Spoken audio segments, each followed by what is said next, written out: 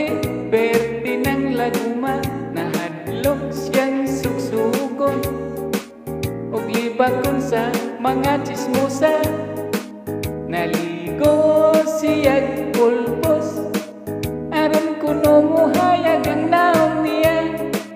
Berde niyang mahaya kay imbis nga mo gwapa, giap-ap hinoon ang naong niya.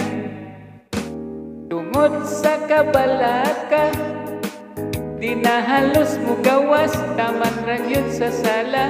Maulaw siyang makitaan, basin katawan sa iyang silingan. Nangita siya online ug mga tinda nga pangpagwapa. Apan siya nagduda kay katong naninda, pirti man sad di ay ito ma. Ambot nga no, naaman yo'y mga tao nga sa ilang mga hitsura dili man makuntinto. Ang ilahang naong, ang ilang kilay ug ang ilang ilong, ilahang yun ning otrohon, mura na noog dugong. Banangan nagyaw-yaw kay ang iyang asawa, sabay wa manghinlo, sige pagnos sa aping aron kuno mo puti muhayag. Banaw wa ka agwanta sa kasubok, galit siyang misingka.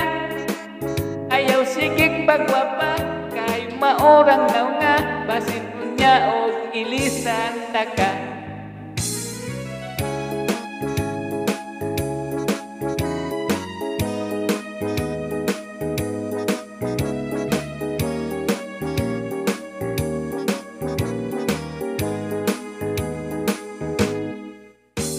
Dako siya problema, iyang naong nga puti, berde ng laguma, nahadlok siyang suksukon ug libakon sa mga chismosa. Naligo siyag pulpos aron kuno muhayag ang naong niya.